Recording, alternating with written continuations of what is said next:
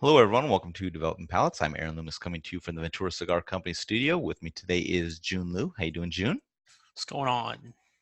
So today we are talking about the Crux Limitada Redline Toro. Cigar is 6-inch by 50 ring gauge. Comes out of the Plasencia factory in Nicaragua. Wrapper is the Nicaraguan Enganoso wrapper. I knew I was going to blow it. Binder's Connecticut broadleaf. Filler is from Nicaragua and the Dominican Republic. Blended by Jeff Hogan. Price point is $11.99, and the cigar was released in March of 2019. So with all that out of the way, Juinn, what was your overall experience like with this cigar? They probably made that name up anyway, so whatever.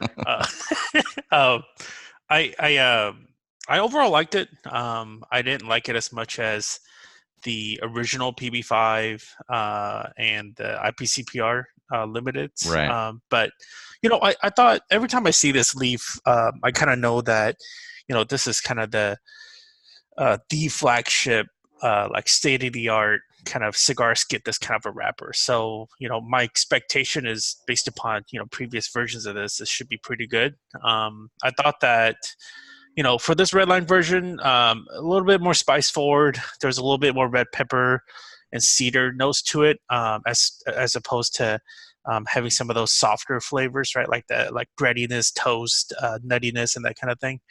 And with that said, I feel like the PB5 and IBCPR limitadas were more balanced to that extent. Mm-hmm.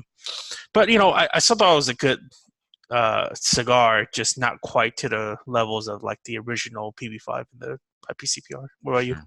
Yeah, for me, it started off with like wood that became later defined as oak, some cream, some black pepper, a little bit of toast joined to the oak, and then it was kind of later taken over by char, which dominated the final third for me. Char in the final third was really overwhelming, kind of caused the cigar to finish on a significantly down note. I'm not sure if time will help kind of smooth out that final third, but if it did, it would help a already good cigar become better. I think it was a nice riff on the Limitada line. Like you said, I don't think it lived up to the level of those other cigars, but it's still, still a good cigar.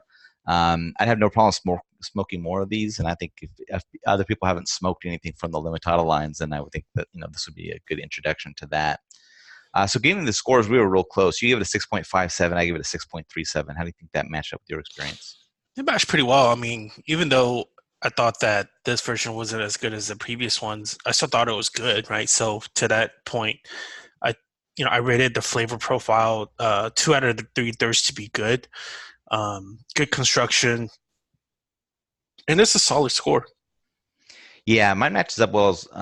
We scored it almost identical. Final third I rated as subpar, and you were average, so it was a slight notch down. And then I had the draw a little bit higher than yours. So, but otherwise we were along the same lines. I think it's a good cigar. It's just that final third just was a big dip for me.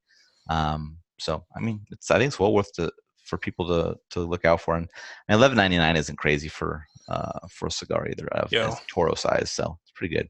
Any other final thoughts from you on this one? No. All right. If you're just catching this video on YouTube, be sure to subscribe to us. Also check out the full written review on the website, developingpalates.com. Follow us on all the social media channels, and you can catch all of our review recaps on podcasts. So iTunes, Google Play, and Podbean. Thank you for tuning in. We'll catch you on the next one.